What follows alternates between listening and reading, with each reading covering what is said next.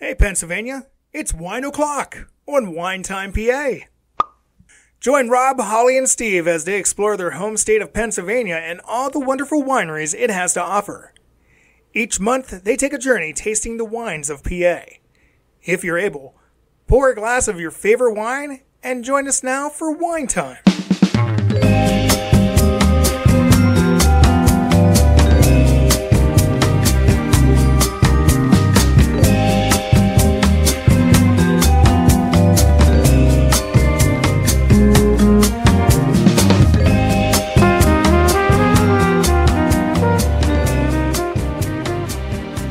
Welcome, everyone, to a Wine Time PA podcast. I am one of your hosts, Steve, and today I'm joined with my co-host, Rob. Hello. And my wife, Holly. Hi, everybody. For those new, we are just your everyday wine drinkers on a quest to visit as many of the 400 Pennsylvania wineries as we can. In each episode, we discuss one winery that we visited and give our listeners information about what they should expect when they visit and what our top picks for wines are. However, this is a special fun episode that we decided to do in the March Madness style. We are going to take the 16 wineries that we have visited in our first 16 months and pit them up against each other. This is all just for fun and all completely based on our personal preferences. Our picks may be different than yours, but I can safely say that all of us have enjoyed every winery that we visited, and we would not go to a winery and spend our time doing a podcast if we didn't think they were worth it. So, it does not matter if they're in 16th or 1st. We enjoyed them all, and we think you should go visit them all.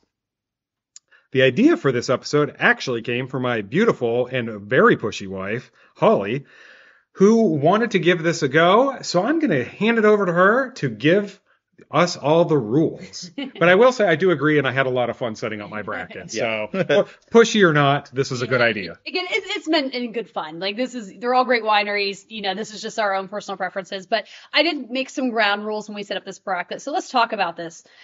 We set this ahead of time. First, we didn't share our picks ahead of time. We're all going to this blind. And that was actually probably a little harder for me and Steve than it was for Rob to not talk about our picks. So, we had to kind of like hire brackets from each other. Yeah, I had to hide in the bedroom and do mine. Holly was trying to cheat. So the criteria when selecting the winery and the matchup was to think about everything and not just the wines that you may happen to personally like better. I admit the wine is a huge factor. We all have our personal preferences, but I wanted you to think about what others may like and the variety the winery has to offer for different palates. But also consider the setting. Is it comfortable? Could you hang out there for a while? Also, what else do they have to offer in terms of food, other drinks, and entertainment offerings? Do these options align with what you personally like in a winery? And finally, I explained the criteria to not let the distance be a deterrent. Pretend that all of these wineries were a 15-minute drive from your house and you had to pick one to go to at the last minute. Which would it be? In terms of how I picked a ranking for the bracket, I went by the wineries rated on Google to keep it unbiased. If you ever looked at a Google review, the ratings can be as high as 5.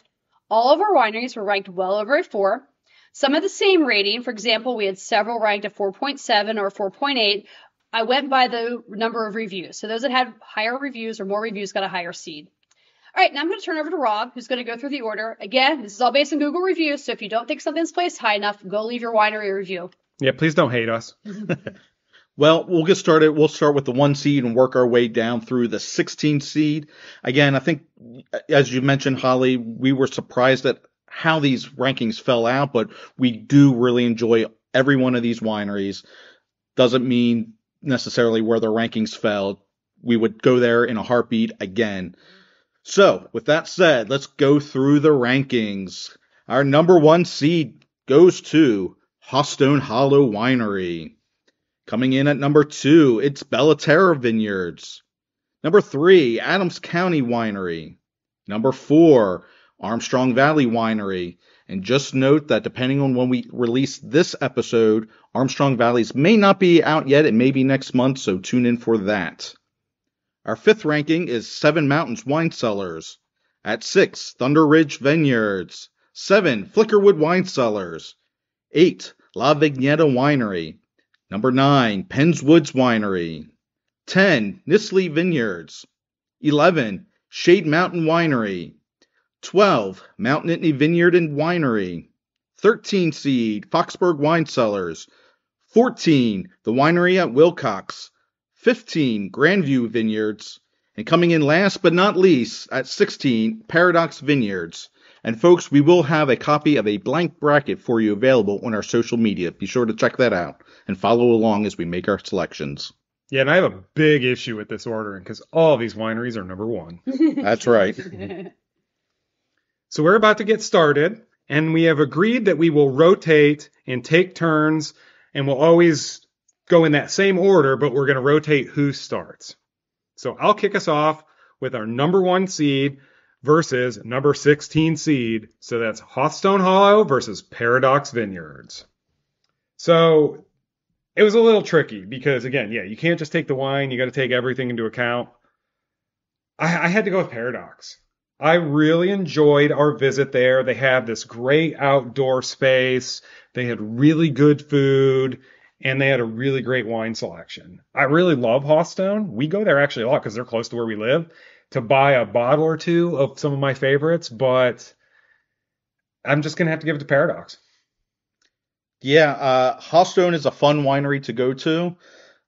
I really enjoy going there, but like you, Steve, I picked Paradox in the 16 seed upset. He's cheating because he's from where Paradox is originally, so we kind of figured that was going to happen. But to be fair, I've probably been to Hawthstone just as much, if not more. Have, because they're on the wine trails that we visit, and we go there. They're close to where we live. Paradox is closer to where I grew up, and I didn't get into wine till. I know, I just had to pick on you, Lo. That's fine, but that's I went with the 16 seed upset. And there's an interesting point that we didn't say in the rules, but basically, 2 of us are always going to pick the same winery, at least. And that's the one that's going to move on. So yeah, I mean, before we move on, obviously Paradox is moving on, but I picked Paradox as well.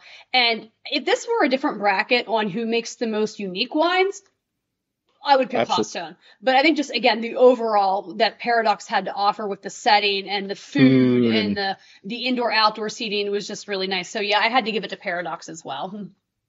All right, moving on to our next bracket. This is number 2, Bellaterra versus number 15, Grandview Vineyards. This was a challenge because they both have excellent wines, but my pick is going with Bellaterra. They have, I think, they both have gorgeous settings, but Bellaterra's got a better food selection. And I just thought, more people could come and enjoy their time there, even if they're not drinking wine. So I went with the number 2 seed, Bellaterra. All right. Well, I actually went with the number 15 seed, Grandview. Ooh, it's down to Steve. It is down First ascension. First, let me explain why. I do Bellaterra, the food and stuff, phenomenal. I agree with that.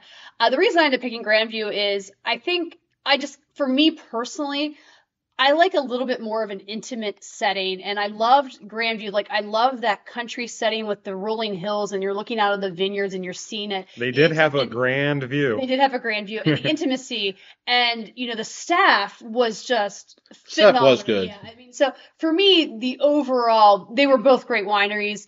Both had some good things. I mean, again, the wine, like that Gruner Veltliner from Grandview still haunts me. It's not the only factor, but for me personally, I kind of prefer this like country intimate setting that Grandview had. So that's why I went with Grandview. All right, Steve, tiebreaker. Yeah. And here's the interesting part on my notes for this. I put who won, barely won.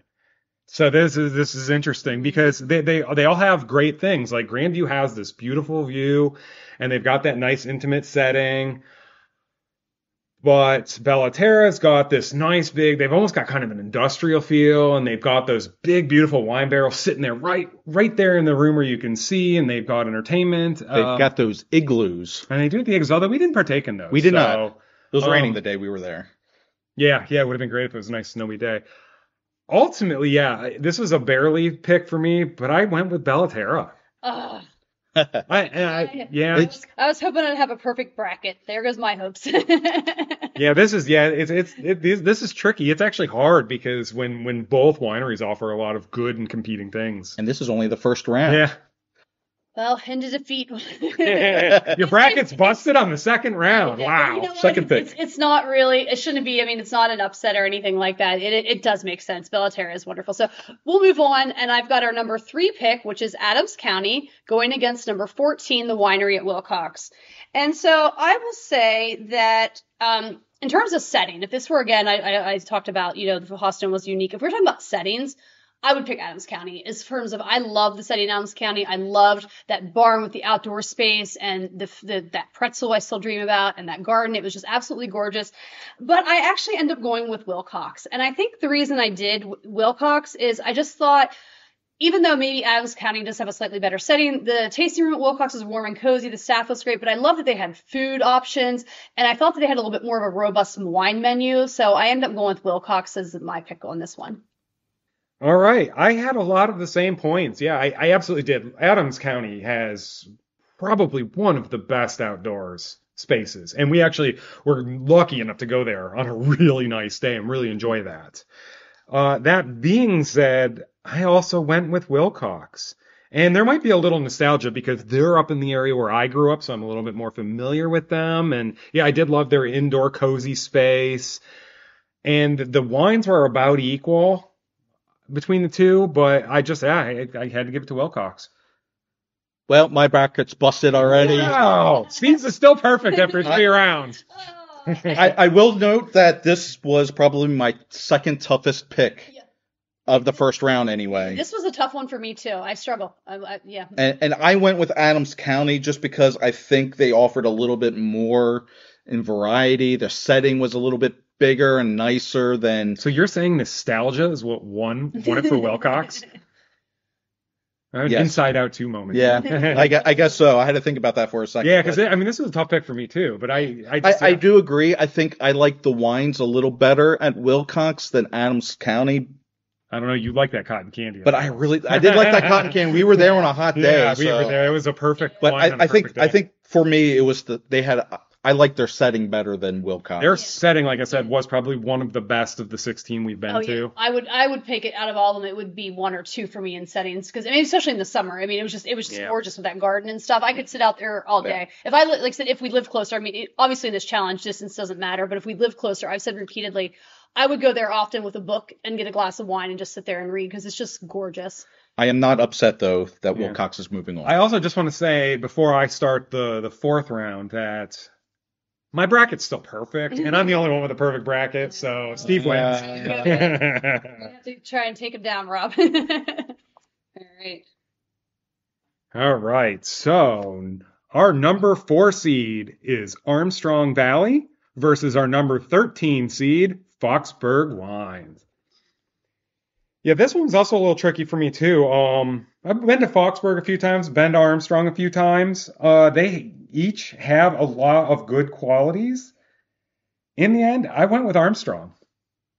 And mostly, I think Armstrong had a bigger selection, and I like a lot of the wines that they offer. Foxburg, though, does have this really cute, intimate setting right down by the Clarion River in this, like, tiny little town, this village setting. It was challenging, but yeah, I'm gonna have to go with Armstrong. Yeah, this might have been the easiest pick for me on the. I hate to say that, but Foxburg is such a nice winery, but I too went with Armstrong. Just their selection of wines is phenomenal. They have a nice, gorgeous setting. But they don't have an outdoor area where kitties come up and say hi. Hey, that was on my notes. Oh, I did. Sorry, I didn't see any of your notes. I can't believe I forgot about the cats. That's why I had to bring it up. I thought you were gonna. Because we were sitting there eating food, and they had 2 cats come up, and one of them came up to us. I know that was tough for me because they had a great. But Foxburg is a beautiful winery, but unfortunately, it ran into a juggernaut of Armstrong, in my opinion. Yeah, so I picked Armstrong as well, and I actually it was tough because Steve's right. I love Armstrong. Like both have gorgeous settings. Foxburg's in this cute town, and I did put in my notes the cat almost won it for Foxburg because I'm such an animal lover, but Armstrong just really is, maybe it's one of the most recent ones we've been to, but it was just an amazing experience and everything about it. So kudos to Foxburg. I still want to go some weekend, stay at the inn across the street and hang out there at the winery for a weekend, but I got to go with Armstrong. Yeah, and I will say before we move on, too, to Foxburg's credit, I love their outdoor patio. It had like that trestle above it with the vines and stuff, and it was just perfect on a nice day. So I'm going to give them credit for that. Tucked in there right next to the mountain there. Yeah. They had a lot going for them. They did. All right, our next bracket takes the number 5 seed Seven Mountains versus number 12 seed Mount Nittany. Interesting, both in the State College Central Pennsylvania bracket coming together in the first round. Yeah, they're only a couple miles from each other, so Google reviews, man, that's interesting. But, Seven Mountains had the higher reviews, so that they got the higher seed. This one, a few years ago, would have been a no-brainer. Recently, though, it's become a tougher pick, but I went with Seven Mountains. I love that gorgeous setting back in the mountains. It's like a log cabin setting. They have a wonderful selection of wines. They have a nice little patio area out back with the food in the summer. They have live music there frequently. They have campfires in the summertime. They have a dueling piano. And they have dueling pianos, which I think we're going to. We are going to that. Yeah, I'm excited. Bonus tickets for that. So, but I've been in love with Seven Mountains for a long time. They've been one of my favorite wineries, and so it's a little bit of a nostalgia pick. Mount Nittany has come a long way from when I first started going there. They just have a gorgeous setting though, with the lake or the little pond in the back there and the clubhouse, and it was a tougher pick than I thought it was going to be, but I went with Seven Mountains. Yeah, I actually ended up picking Seven Mountains as well. It was tough. Again, these are two close to where we live wineries that we visit often. They both offer great things. They both have beautiful settings. One, Mount Nittany's got that beautiful mountain and pond and outdoor. Seven Mountains is actually in the mountains, so they've got that beautiful patio and you're surrounded by trees and stuff. But I think I just went with Seven Mountains because I just liked the overall wine options better. They occasionally have food and the other events and stuff that they do, even though Mount Nittany does some events as well now. But Seven Mountains just, when I was, I was one of those, I had to split second decision. I was like Seven Mountains for me.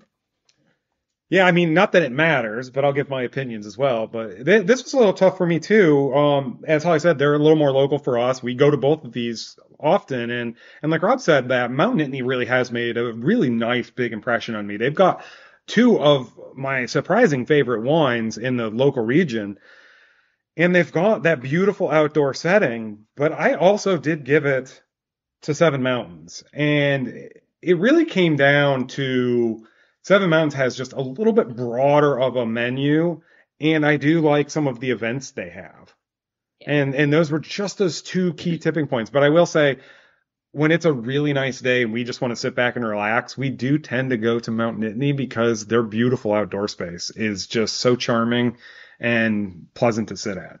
Just something about sitting around the pond, hearing the frogs croak. Yeah. Is just nice. Yeah, and at one time, remember when a deer walked by? Yeah, deer comes running by. Yeah, there's some cool things. All right, so let's move on. So we've got number 6, Thunder Ridge, versus number 11, Shade Mountain. And this was probably the hardest one for me. I mean, a lot of these were difficult. I mean, we talked about Adams County and Wilcox was tough for me. This one was really tough for me.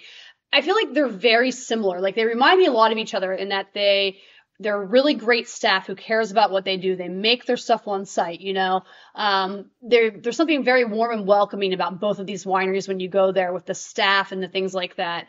And so it was just really hard for me. But at the end of the day, I ended up going with Thunder Ridge. I really liked the robust wine selection, Don't get me wrong, Shade Mountain's ton of wines, ton of great wines.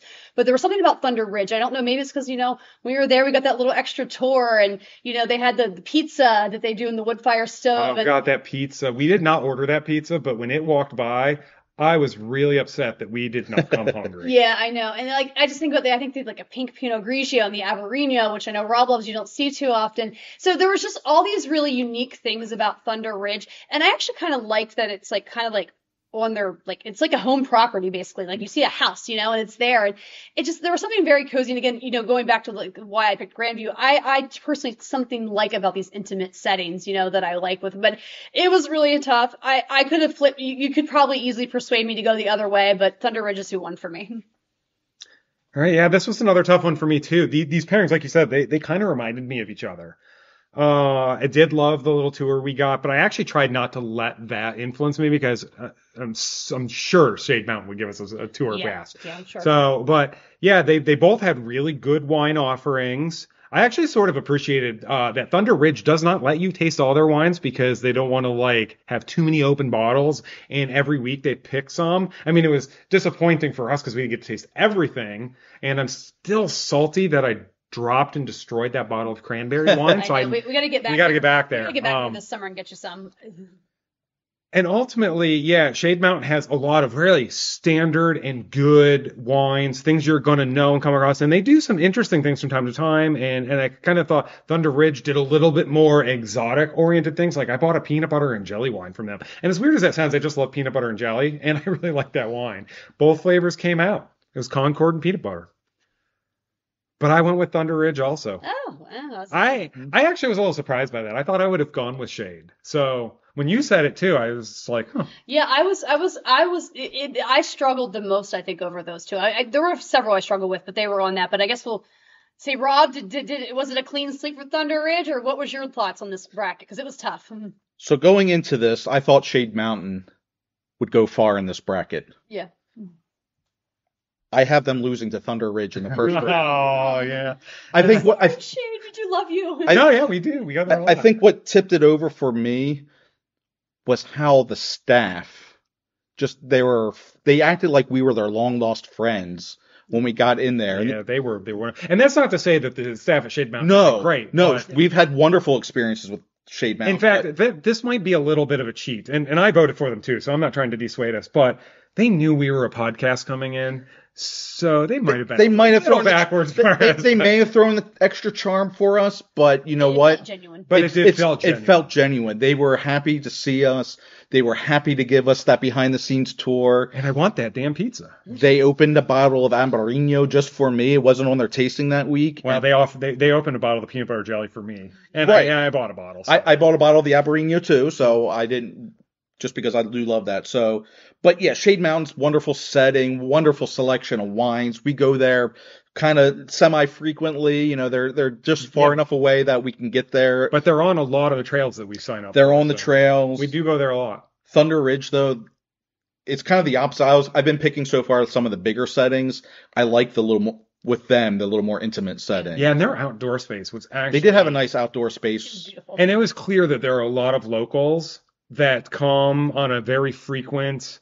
Yeah, they were greeting everybody that came in. Hey, how's it going? Yeah, they knew a lot of, and they were all sitting outside enjoying a nice glass of wine. Yeah. Yeah. So, all right, well, they're moving on. I think Steve still has a perfect bracket, too. I do have a perfect bracket. You got to fix that, How Holly. about that?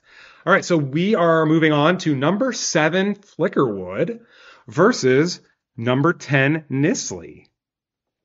And this one's interesting because there's a little nostalgia here for me too. So let's see how that plays out. I grew up a little near Flickerwood, and it's actually one of my mom's favorite wineries. But they really both have really nice selections of wines. I would say Nisley had a better outdoor space. It was really beautiful there. I remember we took a tour of the property. We actually stole their books, so we knew what we were looking at. Well, they loaned it to us. Yeah, I like to say we stole it. We gave it back. The tasting room at Flickerwood, though, was really beautiful. They had the wine barrel tables, but this was not what you typically think of. They were big tables. Like, they could fit 8 people around them. And they just had this nice cozy atmosphere, and they were kind of high up on a hill. Like, the front of the building is like ground level, but the back of the building is high up, so you're kind of looking over this wide open space. I went with Flickerwood. Okay. Mm-hmm. Yeah. All right. All right. Well, I went with Nisley. Ooh, I might get busted. It's fun. It's fun when you're the tiebreaker. I'm surprised you can go with Flickerwood for nostalgia too, just because I know a little something because you grew up near their tasting room. But let's hear why. There was something about the Lancaster County setting of Nisley that's a little nostalgic for me because I grew up not too far from Lancaster County. Often make frequent trips out there as a kid, And just that setting was good. They had some really lovely wines, especially those Heritage Series wines. Yeah, there was that one wine. Oh man, Rob basically said if the two of us didn't like this one wine, he was no longer friends with us. Yeah, That stood out to me, and it was a good wine. It was more up his alley, but it was a good wine. yeah, I don't remember. I think it was a dry red. Maybe Well, it was some off their Heritage Series. They're Yeah. more expensive. but It was a tasty wine. yeah, their setting, the people were nice. I loved just the barns and they had like the stage area and you could bring your lawn chairs and just Yeah. sit out there. Nothing against Flickerwood. They had some really wonderful wines, but I picked Nestle. All right. No pressure, Holly. No pressure. She's got a big smile on her face. I have a feeling I'm getting busted. I have my bracket pre-written here, so you can see what I picked, so you won't think that I just cheated to screw you out of a perfect bracket because I didn't. I went Nestle as well, and again, Flicker. I still remember they were one of the very first Pinot Noirs that I absolutely loved, Yes. and that Chardonnay maple, whatever. Yeah. I think it was Maple Vine. Yeah, that Flickerwood has phenomenal. Should still be a brunch wine. It's still such a weird wine that was so good. But I had to go Nestle, and I think what won it for me, Nestle, was two things. Is one, basically what Robin said, that Heritage Series, those I know those wines were just phenomenal, and the setting. I can't help it. I love a good historic property. I love that. That wins it over for me more than the wines half the time. And not that Flickerwood setting wasn't beautiful, like Steve said. I love the cozy fireplace, that kind of lodge feel, perfect for a winter day. But I had to go with Nestle. It won me over with that setting. I actually had a feeling when I picked them I was getting busted on that one, but I didn't care. I was going with my pick. That's all right. I still lasted longer than both of you. True. All right. All right, that brings us up to the number 8 seed La Vignetta versus number 9 Penns Woods. This was my toughest pick on the entire bracket. La Vignetta has some wonderful wines. I love their dry reds. I mean, they just excel at those. The Chuck wine, the Sangiovese, I can't remember that. Sangiovese. They're just an amazing wines. I loved that they had that little cafe. They had some like coffee and food and stuff there. They had some really neat knickknacks. I will say that I know they are moving to a different property now. I was going to say we should mention that because we did visit in their old property, depending on when you're hearing. So we're going to have to go and visit them at their new space Open, when it's open. Having said all of that, and maybe it's a bit of a nostalgia, I did go with Penns Woods for my pick. It's one of the first wineries I went to when I started getting into wine. They just have an amazing setting. Their tasting rooms are pretty small, but if you're there in the summertime, they just have these big open fields behind there. They have right by the vineyards there. They have some picnic tables and some gazebos or whatever the enclosed spaces in there. Their wines are just phenomenal, from their dries to their sweets. They just run the gamut, and they do have some offerings of music and things like that in the vineyard. And again, maybe it's a little nostalgia, but I went with Penns Woods. Which is, it was La Vignetta. I had in my notes basically some of the best dry red wines that we've tried out of all of that we've done this year, because they were just phenomenal. I loved also that they gave you some free tastings before you could do a flight, you could try. I thought that was a big plus in that. I forgot about that. And I also said, I also have a nostalgia where, I also like coffee, and I don't drink it as much as I used to because stomach things, but I love coffee and I love cafe settings, and I love that cafe setting that La Vignetta had. But at the end of the day, I went with Penns Woods. I think overall, even though it was so hot, I loved that outdoor space that Penns Woods had. I love that they just grow all their stuff there. I love how passionate they are about Pennsylvania wines as well. That they're just, they really want to express the terroir of the region and get it out there. And I just think about some of those whites I had that day, the wines and stuff, like the Sauv Blanc, the Wildflower White, the Moscato even, and the pink Moscato, I don't know. Pink Moscato. So at the end of the day, this was a tough call, but for me, it was Penns Woods. Yeah, I get it. This was a tough one for me. Not that my opinion matters, but I'm going to tell it anyway. I love the setting of Penns Woods. I love the indoor space of La Vignetta. It was a challenge because they both really did have good wines. And I would say they had good wines in the same vein as each other. I went with La Vignetta. They had a few wines. Ultimately, it boiled down to they equally did everything else well. And it just boiled down to I liked La Vignetta's wines a little bit better, and it was very subtle. But it also doesn't matter because they are not moving on. Yeah. Well, maybe when their new restaurant opens, it's going to be a restaurant and a new property. Yeah. Might change my mind. It's just, Oh, yeah, it's fine. I like them both, so I did not care which one went on. I mean, I had honestly, to choose. I got really heartbroken. And I'm busted again. All right. And despite the fact that a bottle of wine tried to attack us at Pennswood, it does move on. It does move on. If you don't remember, go back and listen to that episode. I forgot about that too. All right, so we're into the final 8. The Elite Eight. The Elite 8. Holly doesn't listen or watch basketball, so the terminology is a little off. Yeah, whatever. I knew what it does, but yeah. Okay. Interesting. Okay, so yeah, this is as we move into the Elite 8, this is a pretty heavy backup. We got on the top left, we're going to talk about first. It's number 1. No, it's not number 1, sorry. It's number 16, Paradox. Wow, Cinderella story versus number 9, Penn's Woods that we just talked about. And this is a matchup. I mean, this could almost be like a final round, and it's, kind of cool that they're together. And actually, this was on my bracket like this, so, I don't have to think about this too much, because this is the round where you might think for a second. And this was a tough matchup for me because they're both really great wineries. And there was so much. I went back and forth so much about these two. And at the end of the day, I gave it to Paradox. I think those nachos. I mean, do you guys remember the nachos? Yeah, those nachos. But again, I loved that Paradox had this indoor and outdoor setting option. The day we went to Penn's Woods, because it was summer, they only allowed people outside. It was a beautiful setting, but I liked it. I liked that Paradox had all that food. I liked that Paradox even had like a coffee station. Like they had so many other drink options besides wine that I ended up going with Paradox just because I felt like the overall experience between the settings and the food and the drinks, like there's just more at Paradox. So that's why I went with Paradox.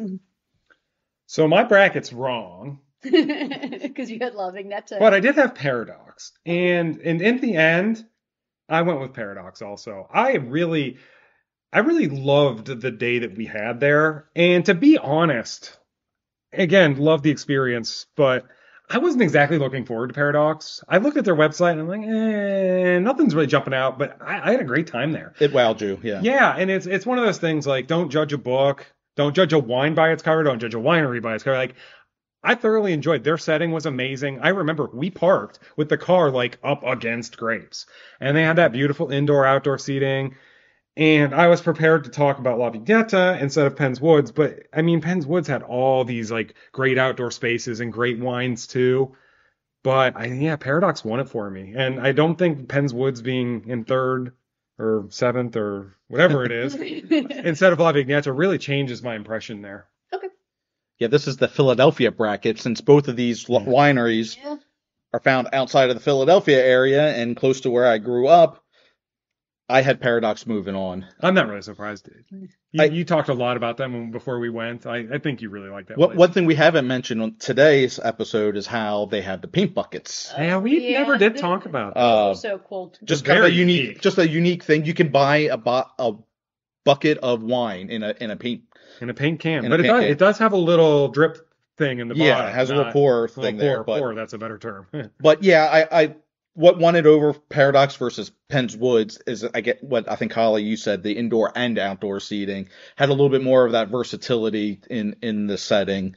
And so. Yeah, and it was hot when we went to Paradox and we stayed inside. Yes. In the AC. In the AC. And it was glorious. And so Paradox moves on for me. All right, so we are on the top right bracket now, which is number 2, Bellaterra, versus number 10, Nisley. Yeah. Because you had Flickerwood. I did. So this is another bracket buster, but I think I'm going to stick with Bellaterra. I really enjoyed our time there. I would have loved to have used one of those igloos in the middle of a snowy winter, but that being said, they also had one of my all-time favorite wines. And just the ambiance coupled with that wine and the fact that we got free entertainment the day we went, I think I'm just going to go Bellaterra. Yeah, I had Bellaterra moving on as well. Again, second round matchup, very challenging. Both had equally good venues, I thought, but there was just something about the wines, I think, at Bellaterra that kind of nudged me over the finish line, and I picked them over Nistley. Well, I originally had Grandview versus Nestle, so and I actually had Grandview moving on to my final round. So, but out of these two, I guess it doesn't really matter because I'm outvoted here, and it's probably good. Spur of the moment decision, I probably would also lean a little bit towards Bellaterra because of the, again, you guys talked about all the igloo setting and the food and the different options, whereas Nestle's setting I preferred. Again, I love historical like farm properties, and Nestle has that. But yeah, Bellaterra with the food and the other options that they offered to drink, I would probably pick them as well. All right, so our next matchup, number 4 seed Armstrong Valley versus the number 5 seed Seven Mountains. These are probably two of the most frequently visited wineries on my list anyway, which made it all that much more challenging. That's a tight matchup. 4 versus 5. It's a 4 versus 5. I mean, they equally have a large wine selection. Their settings are both gorgeous. The staffs are wonderful. I went with Armstrong. Like, there's just something about Armstrong that can't be replicated. I think part of it, and maybe this is getting a little too much into the weeds, is that Armstrong grows a lot of their grapes. That Seven Mountains imports their juice from other places. Not to take anything away from that, you can make wonderfully consistent wines that way. But there's just something about that, the fact that Armstrong goes through the whole process. They grow their grapes and then they make them, and the wines are well balanced, and Armstrong moves on for me. Yeah, I had the same matchup too, and it was tough, but I had to go with Armstrong as well. I think they just, you're right, it's kind of hard to put, because sometimes it's just like a feeling, you know what I mean? Like you can't quite put your finger on it, you know what I mean? It's one of those, but there's just something about, I think, the array that Armstrong offered in terms of the menu options, and just, Seven Mountains still great, still go there all the time, still love them, but there's just something about Armstrong, what they do there, and everything that blends together so well. And not only are their wines well balanced, their whole property is well balanced, and it wins it for me. Yeah, I also had this matchup on mine, and I know Rob said earlier you had the toughest decision. This was my toughest decision. Not that it matters, because we already have a winner, but yeah, this really was the toughest. These two are probably, in my mind, the most similar for the things that I personally look for. And they've got those, like, a very big list of varied types of wines. They both do interesting, different things. They've got good settings and great staffs. And this was actually the part of my bracket that I just walked away from and didn't answer. No, it really was. Like, finally, yeah, Holly said, put a gun to your head, where are we going? I picked Armstrong. Yeah. Okay. Rounding out the Elite Eight or whatever to get us down to the final four. That's right? That's right. Okay. So rounding out the Elite Eight, we have number 6, Thunder Ridge versus number 14, the winery at Wilcox. And so I thought about this one for a while, and it was really hard, and I ended up going Thunder Ridge. I think some things I talked about before, just that experience, the staff, the warm, cozy setting. I mean, don't get me wrong, Wilcox actually had a very cozy setting as well. They both had very good pizza offerings, even though we didn't try the pizza at Thunder Ridge. We just smelled it. I want to, though. We're going to go back. But for me, I don't know. It was Thunder Ridge. That was just my gut. Yeah, I also had these two making it to this part of the bracket. So I can't even say that I've got to stop and think about this. But it was a tough choice. I actually agonized over this one, too. But I actually went with Wilcox. Ooh, I get the tiebreaker. Right? Yeah, so we all got to do a tiebreaker. And actually, I think I might be a little biased, but, Wilcox does own 3 wineries. Yeah. And some of the things from maybe some of their other wineries kind of slipped into my consciousness when I was thinking about them. So I'm happy with whoever actually, moves on. Yep. So who is it, Rob? Who's moving on? Well, I actually had this as the Gettysburg bracket because I had Adams County against Thunder Ridge. Okay. So it doesn't really matter because I still had Thunder Ridge moving on. Okay. There was something about that visit that I just really stood out to me, with with the staff and just the wonderful selection of wines. And I had Thunder Ridge moving on anyway. Okay. All right. Fun. Everybody's now gotten an opportunity to be the tiebreaker. Me too. I just want to point out that I only have one wrong so far on my bracket. Me too. I have had 2 wrong on my bracket. Well, actually, that's 3. My early bracket was better than all y'all's, but my ending bracket is shaping But up to we're be a getting little to the different. same ones. Oh, I guess I actually have 2 because I had, Grandview moving on. But yeah, so everything else has been good. Other than this top right bracket, I've been good. But all right, so final 4. So we are in the final 4, and on the left side of the bracket, we have number 4, Armstrong Valley, versus number 16, Paradox. Can our Cinderella story. Really living it down. Can Cinderella go the entire way? Well, this was tricky, and I had both of them coming into the final 4 on the left side of the bracket. So I went with Armstrong. It was tough, but yeah, gun to my head, I picked Armstrong. I can't even say why. This is a gut thing. They both offer a lot of great stuff. So I can't even tell you why I picked it. This was just pure emotion. Yeah, this was a gut pick for me. I also had Paradox versus Armstrong. Gut reaction was Armstrong. Wow. Yeah, I had the same matchup, and I did the same thing with Armstrong. It was just maybe it's because it was just the most recent one we went to. I don't know, but it was Paradox did offer all this amazing like food and stuff, but there's just something about Armstrong that just I feel more like at home there. I guess the best way to put it. You know what I mean? Yeah, that's a good way to put it. Yeah. In fairness, I did my bracket before we went to Armstrong, so that didn't influence me. But Yeah, but we've been there before. yeah, we have. I do want to go back to Paradox again, though. Yes. If it wasn't such a long drive, which did not play into my decision making, I do really want to go back there, though. Yeah. All right, Rob, right side of the bracket. All right.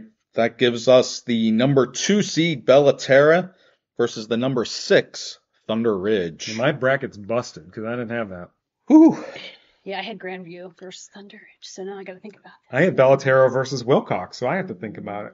So, again, another challenging Final Four matchup here. Again, gut was saying Bellaterra.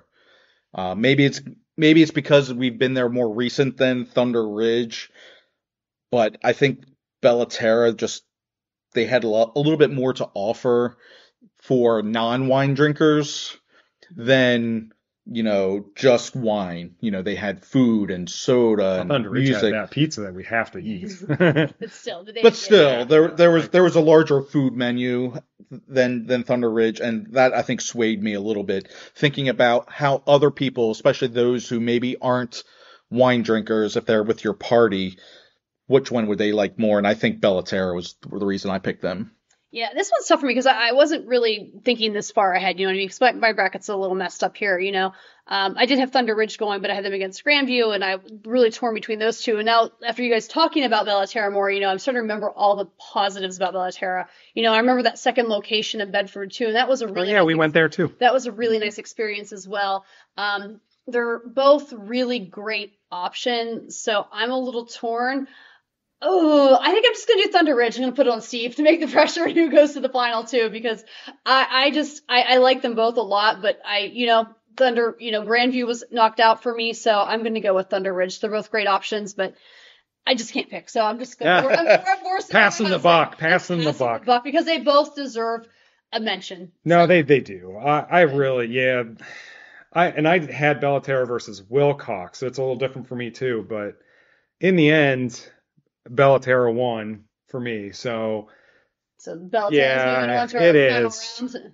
because Wilcox did beat out Thunder Ridge for me barely, so I kind of feel it's going to be that same way. Okay. All right. So I guess we're on to the final round then. Yes, final matchup. Final round. All right, moving on to the final round. So on the left side of the bracket, we have number 4 Armstrong Valley versus number 2 Bellaterra. That's on the right side of the bracket. Again, this probably sounds like we're repeating ourselves, but I think I gotta go with Armstrong. I didn't have Bellaterra on my bracket, so Armstrong, they just something about that winery, and I just really love it there. So that's my pick. to win it all. Yeah, and 4 versus 2 is really actually not bad. That Pretty means the bottom left bracket winner, who should have won, and the top right bracket winner, who should have won by just rankings. So, yeah, we lost our Cinderella. But, yeah, Armstrong. I had these two in my final, too, and I went with Armstrong. Did you? Yeah. Well, my opinion doesn't matter, But we won it anyway, Rob. Anyway. but I picked Armstrong as well. Like Holly, I think you mentioned it earlier. There's just something you can't really describe that just Armstrong has that sets it above all these other wineries for me. Not that there's anything wrong with the other 15 wineries Nope, here. go to every single one of We them. will go to these anytime in a heartbeat, but there's just something about Armstrong Valley that is just so special, so unique, great wines, and that's I think a consensus pick. Yeah, I guess it's a clean sweep, but yeah. Thanks, everybody. Again, great. And we do have to plan a trip back to Paradox sometime. Yeah. So there you have it. Our winner of our first ever bracket challenge from the first 16 wineries we visited was Armstrong Valley. Woo-hoo. So yeah, congratulations to them. And interestingly enough, this episode of the bracket will actually probably be released before our Armstrong episode. So if you want to hear a little bit more about why they won, definitely check that episode out. We do hope you had fun with us, as much fun as we had, and we hope to do something like this again. We do want to say every 16 wineries that we have visited so far is worth your time, especially if you're close. Give them a try. And let us know on our social media accounts who you think should have won. We will have a blank bracket and the complete bracket in our show notes and on our social media. So if you want to see them or play this game yourself, go right ahead. And we look forward to our next episode. Thanks. Thanks for listening to Wine Time PA with your host Rob, Holly, and Steve. We hope you enjoyed our take on Pennsylvania wineries and all that they have to offer. Please be sure to like and subscribe to this podcast. Also, be sure to follow them on social media for updates and news. Remember, when it comes to wine, drink what you love.